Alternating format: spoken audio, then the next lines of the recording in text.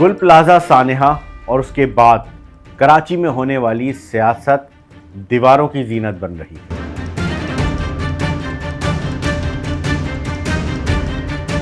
مختلف سیاسی جماعتیں پریس کانفرنسز میں اپنا بیانیہ دے رہی ہیں تو اب کراچی کی دیواروں پر مختلف چاکنگ ہوتی ہوئی دکھائی دے رہی ہے۔ گل پلازہ کے بھیانک واقعے نے جہاں 80 کے قریب جانیں لے لیں، ایوان میں موجود سیاسی جماعتیں مسائل کا حل نکالنے کے بجائے ایک دوسرے سے نبردازمہ ہیں۔ حکومتی انکوائری ہو رہی ہے، یہ تو صرف ڈھکوسلا ہے، یہ ڈھکوسلا۔ اب ایک انڈیپینڈنٹ جوڈیشل کمیشن کا آج مطالبہ یار آپ بولیں جو آج کراچی کے ان معصوم لوگوں کے دعوے دار بن رہے، انہوں نے جو اس کراچی کے ساتھ حشر کیا وہ کسی سے بھولا ہوا نہیں ہے سر۔ اور اب یہ سیاست دیواروں تک جا پہنچی ہے۔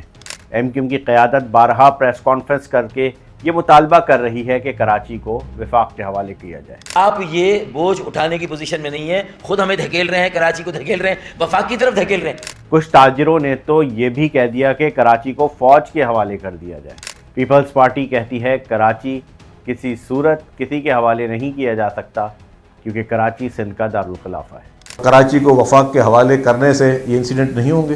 گل پلازہ حادثے کے بعد ہونا تو یہ چاہیے تھا کہ تمام تر سیاسی جماعتیں ایک جگہ بیٹھتیں اور کراچی کے مسائل کا مستقل حل ڈھونڈنے کی کوشش کرتیں، تاہم وہی ہوا جو ہر سانحے پر ہوتا ہے۔ سیاست در سیاست اور اس کے بعد الزام تراشی۔ چند جگہوں پر تو ایسے نعرے لکھے جا رہے ہیں جن کا ذکر ہم اسکرین پر نہیں کر سکتے۔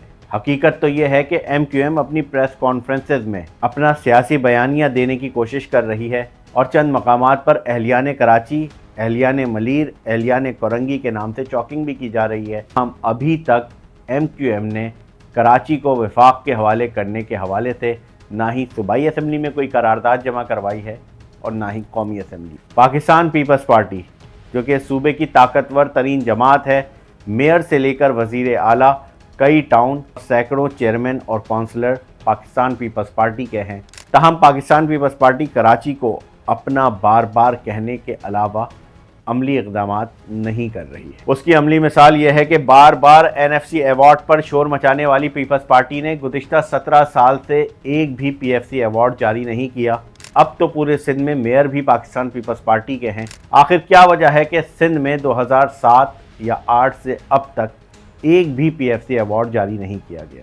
ایم کیو ایم کراچی کو وفاق کے حوالے کرنے کا مطالبہ تو کر رہی ہے، مگر کیا ایم کیو ایم یہ بتا سکتی ہے کہ کراچی کے لیے وفاقی حکومت نے کون سے بڑے منصوبے کا اعلان کیا ہے؟ کہ ایم کیو ایم کو یہ بھی سوچنا چاہیے کہ کراچی کی زیادہ تر لینڈ تو ہے ہی وفاقی اتھارٹیز کے پاس۔ پاکستان ریلوے وفاقی اتھارٹی، کے پی ٹی وفاقی authority, D H A, cantonment, P A F, civil aviation وفاقی اتھارٹی، پاکستان پوسٹ وفاقی اتھارٹی۔